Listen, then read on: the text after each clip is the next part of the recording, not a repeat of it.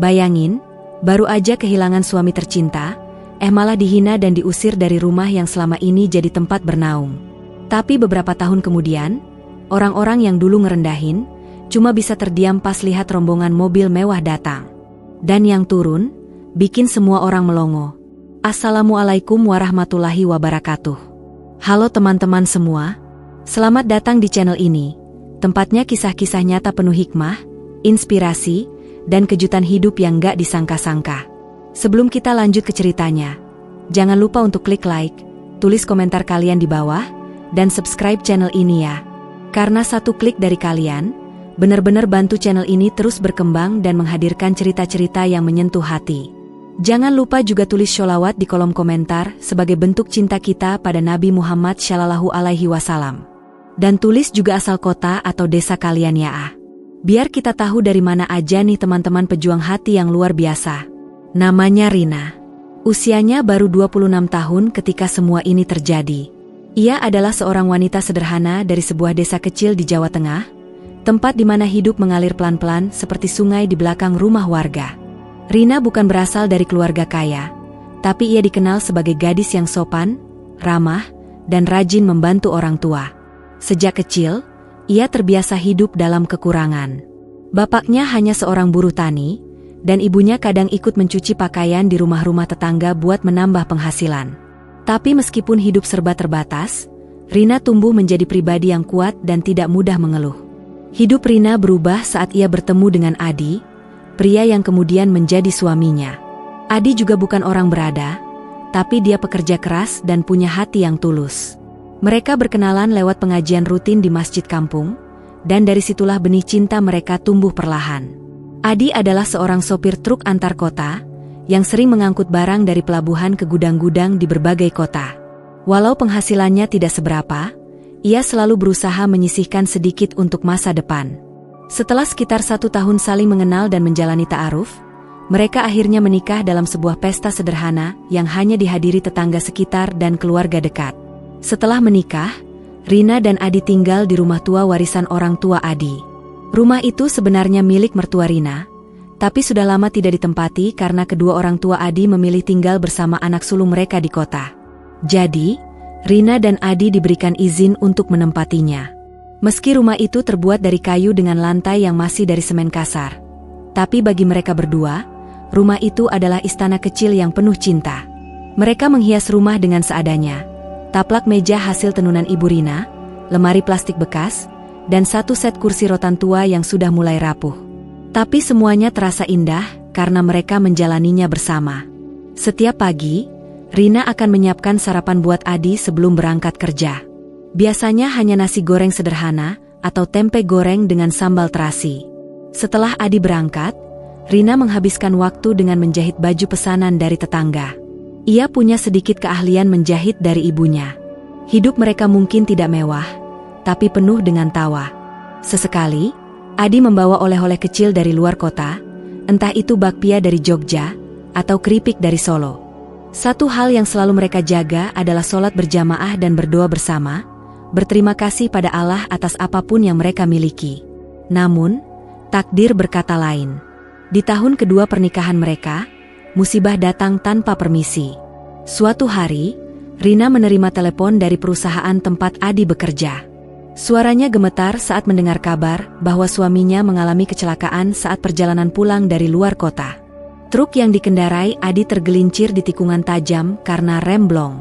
Adi sempat dibawa ke rumah sakit, tapi nyawanya tak tertolong. Dunia Rina seketika runtuh. Ia merasa seperti kehilangan separuh jiwanya. Tangisnya pecah di pelukan ibunya yang datang menjemput dari desa sebelah.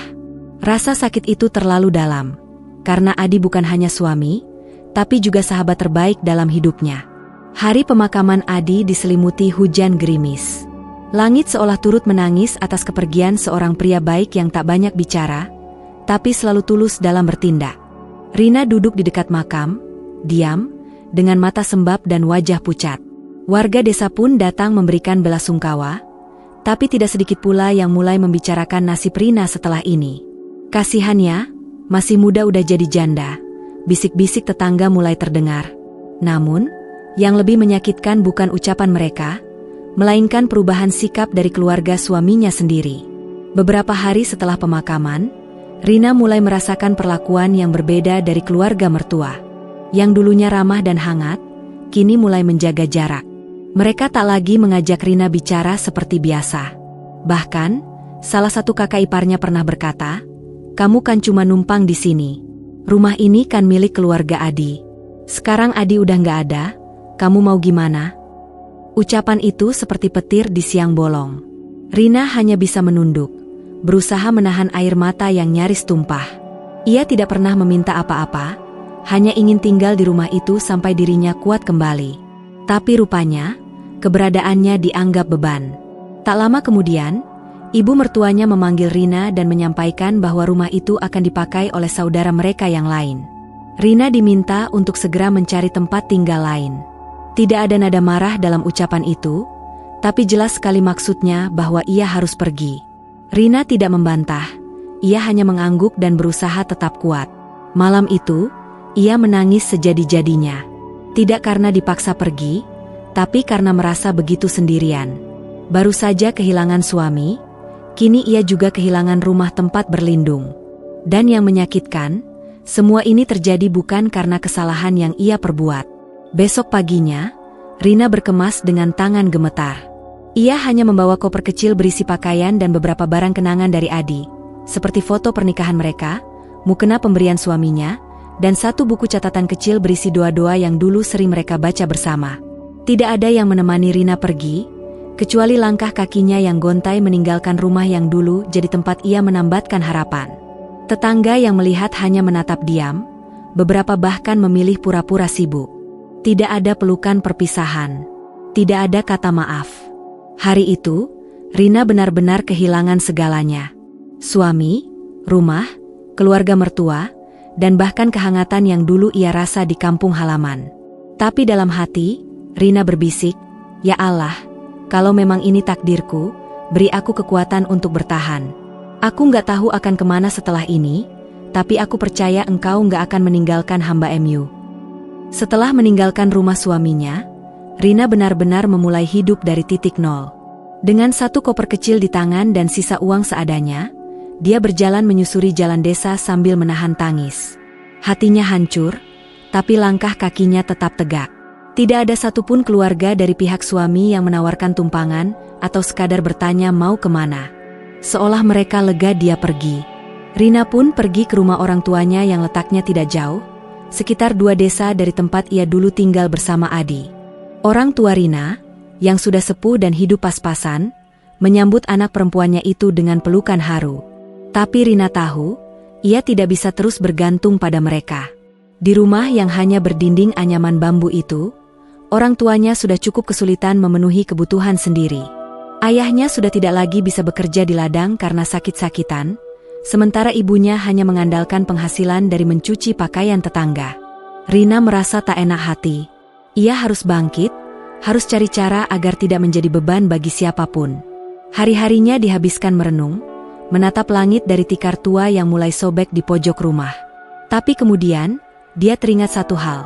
Adi pernah bilang bahwa kalau Rina mau belajar dan bekerja keras, dia bisa jadi apapun.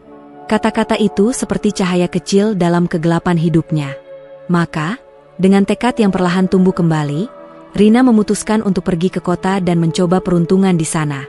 Dia tidak tahu harus kemana, tapi yang pasti, dia tidak mau menyerah pada keadaan. Dengan uang pinjaman dari ibunya yang bahkan harus menjual satu-satunya kalung emas milik keluarga, Rina pergi ke kota. Ia naik bus ekonomi yang penuh sesak dengan penumpang dari berbagai penjuru. Di perjalanannya, Rina hanya bisa berdoa. Setiap detik ia memohon pada Tuhan agar diberi kekuatan dan petunjuk. Sesampainya di kota, ia menginap di musala terminal selama 2 malam sambil mencari pekerjaan. Ia sempat mencoba melamar jadi buruh cuci di rumah makan, tapi ditolak karena tak punya pengalaman. Beberapa kali ia ditipu orang saat mencoba mencari kos murah. Namun semua itu tak membuatnya menyerah. Akhirnya, keberuntungan kecil datang. Rina bertemu dengan seorang ibu penjaga warung kelontong yang membutuhkan pembantu harian. Gajinya kecil, hanya cukup untuk makan dan bayar kos sederhana di gang sempit. Tapi Rina menerimanya dengan lapang dada. Setiap pagi, Dia bangun lebih awal, membersihkan warung, mencuci baju ibu pemilik rumah, dan kadang ikut menjaga dagangan. Dari situ, Rina mulai menabung sedikit demi sedikit. Dia bahkan menyisihkan uang untuk membeli kuota internet dari ponsel butut miliknya, lalu mulai mencari informasi tentang pelatihan kerja gratis. Dari internet, Rina menemukan info tentang pelatihan menjahit yang diadakan oleh Dinas Sosial daerah. Ia mendaftar dengan penuh harap dan akhirnya diterima. Selama 3 bulan, ia belajar menjahit dari dasar hingga bisa membuat pakaian sederhana. Dengan keahlian itu, ia mulai menerima pesanan kecil dari tetangga kos. Awalnya, hanya memperbaiki resleting atau mengecilkan baju. Tapi lama-lama, Rina mulai dipercaya membuat gamis, rok, bahkan baju seragam anak sekolah. Dari hasil itu, ia mulai membeli mesin jahit bekas, lalu menyewa kios kecil di pinggiran pasar. Waktu berjalan, Rina tidak hanya mahir menjahit, tapi juga mulai belajar cara berjualan secara online. Ia membuat akun media sosial dan mulai memasarkan hasil karyanya lewat internet. Usahanya makin dikenal karena kualitas jahitannya rapi dan pelayanannya ramah. Banyak pelanggan puas dan merekomendasikan Rina ke teman-temannya. Bisnis kecilnya pun tumbuh. Ia mulai bisa mempekerjakan 2 orang penjahit tambahan dan membuka 1 cabang kios baru di lokasi yang lebih strategis. Suatu hari, seorang pengusaha butik melihat hasil jahitan Rina dan tertarik menjadikannya mitra kerja. Ia mengajak Rina bekerja sama dalam memproduksi pakaian wanita dengan brand mereka sendiri. Dari situ, usaha Rina benar-benar melonjak. Orderan datang dari berbagai kota, bahkan luar pulau. Ia pun belajar mengatur keuangan, merekrut staf, dan membangun sistem kerja yang lebih rapi. Dari seorang janda miskin yang diusir tanpa ampun, Rina berubah jadi pengusaha muda dengan semangat baja. Tapi perjuangannya belum berhenti di situ. Di balik layar, Rina tetap harus berjuang dengan rasa trauma dan luka batin yang belum sembuh. Ia sering merasa takut gagal, takut diremehkan, takut dianggap tidak layak sukses. Tapi setiap kali rasa takut itu datang, ia mengingat masa-masa ketika ia tidur di musala, ketika hanya bisa makan nasi dan garam. Itu jadi bahan bakarnya untuk terus maju. Ia pun mulai mengikuti seminar motivasi, belajar dari pebisnis sukses, dan membangun mentalitas yang lebih kuat. Tak terasa, 5 tahun berlalu sejak kepergian Adi. Rina kini sudah memiliki 3 toko, 2 rumah kontrakan, dan 1 mobil kecil hasil jerih payahnya sendiri. Ia tidak hanya sukses secara materi, tapi juga secara batin. Ia sering menyumbang ke panti asuhan, membantu anak-anak yatim, dan membuka pelatihan menjahit gratis untuk janda-janda muda seperti dirinya dulu. Rina sadar, Tuhan menaruhnya dalam ujian berat bukan untuk menghancurkannya, tapi untuk menguatkannya, lalu menjadikannya inspirasi bagi orang lain. Namun satu hal yang belum pernah ia lakukan, kembali ke desa tempat semua luka itu bermula. Ia belum pernah pulang sejak hari ia melangkah keluar dari rumah mertuanya dengan hati hancur. Ia tidak ingin kembali hanya untuk membuktikan dirinya, tapi ia juga tidak ingin hidup dalam bayang-bayang masa lalu. Hingga suatu hari, seorang tetangga lamanya menghubungi lewat media sosial dan mengabarkan bahwa rumah warisan Adi kini kosong dan akan dijual. Entah mengapa, hati Rina tergugah. Ia merasa waktunya sudah tiba untuk kembali. Bukan sebagai Rina yang dulu, tapi sebagai Rina yang telah bangkit dan memaafkan. Hari itu, langit cerah di desa tempat Rina dulu tinggal. Jalanan masih sama, berlubang, penuh kerikil, dan kanan kirinya dipenuhi rumah-rumah sederhana. Tapi pagi itu, warga desa dikejutkan oleh suara deru mesin mobil. Bukan 1, tapi 5 mobil mewah berjejer masuk ke gang utama desa. Mobil Alphard, Fortuner, hingga 1 Mercy hitam tampak mencolok di tengah rumah-rumah reot. Anak-anak berlarian, para ibu menoleh penasaran dari dapur, dan para bapak yang sedang ngopi di warung langsung berdiri melihat konvoi yang tidak biasa. Dari mobil paling depan, keluar seorang wanita anggun berpakaian syari modern. Wajahnya cantik dan tenang. Ia turun perlahan dan tersenyum kepada warga yang mulai berkerumun. Tak ada yang menyangka, wanita itu adalah Rina. Ya, gadis yang dulu diusir dari rumah suaminya, yang dulu berjalan dengan koper kecil dan mata sembab, kini kembali dengan penampilan yang sangat berbeda. Rina kini sukses. Sangat sukses. Tapi yang lebih penting, dia tetap rendah hati. Warga desa tercengang. Ada yang sampai tidak percaya dan mengucek mata. Beberapa ibu-ibu langsung berbisik satu sama lain. "Loh, itu Rina, ya? Ya Allah, cantik banget sekarang. Mobilnya juga. Masya Allah. Dulu dia diusir dari rumah itu loh, ingat nggak?" Sementara itu, Rina tetap tersenyum dan menyapa semua orang dengan ramah, seolah tidak pernah ada luka masa lalu.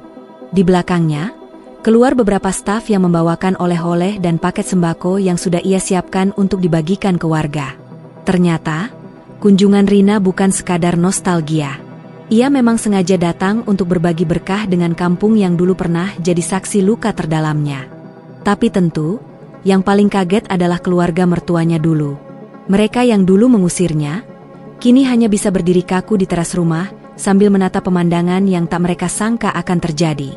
Wajah ibu mertuanya pucat, dan saudara iparnya hanya bisa menunduk. Mereka tidak menyangka gadis yang dulu mereka anggap beban, kini justru lebih mulia dari siapapun yang ada di desa itu. Mereka bahkan mengira Rina sudah lama jatuh miskin, atau mungkin menikah lagi dan hilang tak tentu arah. Tapi ternyata, Tuhan punya cerita yang berbeda. Dengan langkah mantap, Rina berjalan menuju rumah tua peninggalan Adi, rumah tempat semua kenangan itu bermula. Rumah itu kini kosong dan terlihat lebih lapuk dari terakhir ia tinggali. Atapnya bocor, dindingnya retak, dan catnya sudah mengelupas. Namun saat melihatnya, Rina tidak menangis. Justru ia tersenyum sambil berkata dalam hati, "Dulu aku pernah dipaksa pergi dari sini. Tapi hari ini, aku kembali bukan untuk membalas, tapi untuk memaafkan dan menutup luka." Lalu, ia bertemu langsung dengan ibu mertuanya. Suasana hening. Ibu mertuanya tampak canggung, dan butuh beberapa detik sebelum akhirnya membuka suara. "Rina, maafkan ibu, ya. Ibu dulu. Ibu nggak tahu hidupmu bakal seperti ini. Ibu nyesel, nak." Air mata langsung mengalir di wajah ibu mertua itu. Warga yang menyaksikan momen itu ikut terharu. Beberapa meneteskan air mata, bahkan ada yang tak sanggup berkata apa-apa. Tapi yang mengejutkan, Rina justru mendekap ibu mertuanya dengan pelukan hangat. "Sudah, Bu, nggak usah diungkit. Saya udah ikhlas. Justru saya berterima kasih karena ibu pernah jadi bagian penting dalam hidup saya," ucap Rina lembut. Momen itu menggetarkan hati siapapun yang melihat. Bukan hanya tentang kesuksesan Rina, tapi juga tentang kebesaran hatinya. Ia tak datang untuk pamer. Ia datang untuk memberi pelajaran tentang ketulusan, perjuangan, dan memaafkan. Setelah itu, Rina mengajak warga untuk ikut berkumpul di balai desa. Di sana, ia membagikan ratusan paket sembako, alat sekolah untuk anak-anak, dan modal usaha kecil untuk ibu-ibu yang ingin berjualan. Ia bahkan membuka pelatihan menjahit dan merintis koperasi kecil yang akan dia danai dari kota. Semua orang menyambut dengan haru dan ucapan terima kasih. Tak hanya itu, Rina mengumumkan bahwa rumah tua peninggalan Adi tidak akan ia jual, tapi akan ia renovasi dan jadikan rumah singgah dan pelatihan keterampilan bagi janda-janda dan anak-anak yatim di desa itu. Ia ingin tempat itu menjadi simbol harapan, bukan luka. Suasana pun pecah dengan tepuk tangan dan tangisan warga yang tak menyangka akan ada perubahan sebesar ini. Warga yang dulu menggunjing dan memandang rendah kini berubah menjadi pendukung dan pemuja diam-diam. Mereka baru menyadari bahwa mereka pernah salah. Tapi Rina tidak membalas. Ia datang membawa senyum, bukan dendam. Dan disitulah letak kekuatannya yang sebenarnya. Beberapa media lokal pun mulai meliput kisah inspiratif Rina. Video-videonya dibagikan ribuan kali di media sosial, dan banyak orang mulai menjadikannya sebagai panutan. Komentar netizen penuh dengan pujian dan doa. Bahkan beberapa lembaga sosial menawarkan kerjasama untuk mendukung program-program kemanusiaan Rina di desa-desa lainnya. Meski demikian, Rina tetap memilih hidup sederhana. Ia masih tinggal di rumah mungil di kota, masih memasak sendiri, dan masih menyapa tetangga dengan ramah. Ia percaya bahwa harta bukanlah tujuan, melainkan alat untuk menebar kebaikan. Dan ia tahu, semua yang ia miliki saat ini adalah amanah dari Tuhan, yang bisa diambil kapan saja. Hari itu, setelah semua rangkaian acara selesai, Rina pamit kepada warga. Sebelum naik ke mobil, ia menoleh ke rumah tua itu sekali lagi. Ia menarik napas dalam-dalam, lalu berkata pelan, "Terima kasih, Adi. Tanpamu, mungkin aku tidak akan sekuat ini. Semoga Allah menjaga kamu di sana seperti kamu dulu menjaga aku di sini." Lalu mobil itu perlahan pergi, diiringi lambaian tangan warga dan tatapan kagum. Rina meninggalkan desa bukan sebagai gadis yang pernah disakiti, tapi sebagai sosok yang membuktikan bahwa ketulusan dan kerja keras bisa mengubah luka jadi kemuliaan. Dan sejak hari itu, nama Rina tak lagi disebut dengan nada kasihan, tapi dengan nada hormat. Dia bukan lagi janda muda yang diusir mertua, tapi inspirasi hidup yang mengajarkan arti bangkit dan memaafkan. Kisah Rina bukan sekadar cerita tentang kemiskinan yang berubah jadi kekayaan, tapi tentang bagaimana hati yang tulus dan tekad yang kuat bisa mengubah luka menjadi berkah. Dulu dia dihina, diusir, dianggap tak punya masa depan. Tapi lihatlah, justru dari titik terendah itulah ia menemukan jalan menuju puncak. Dan yang paling luar biasa, dia memilih untuk memaafkan, bukan membalas. Sahabat, hidup memang gak selalu mudah. Kadang kita dijatuhkan, diremehkan, bahkan disakiti oleh orang yang kita percaya. Tapi selama kita masih punya semangat, masih mau berusaha, dan tetap percaya bahwa Allah tidak tidur, maka keajaiban itu pasti datang. Cepat atau lambat. Jadi, dari cerita ini kita belajar bahwa sukses bukan tentang membuktikan kepada orang lain, tapi tentang berdamai dengan diri sendiri. Dan yang paling mulia, saat kita bisa tetap rendah hati walau dunia sudah berada di genggaman kita. Semoga kisah ini bisa jadi pengingat, jadi motivasi, dan jadi penyemangat buat siapapun yang sedang berada di titik terendah dalam hidup. Jangan menyerah, karena siapa tahu, hari esok adalah giliranmu untuk bersinar. Terima kasih sudah nonton video ini sampai habis. Sampai ketemu lagi di kisah nyata inspiratif selanjutnya. Wassalamualaikum warahmatullahi wabarakatuh.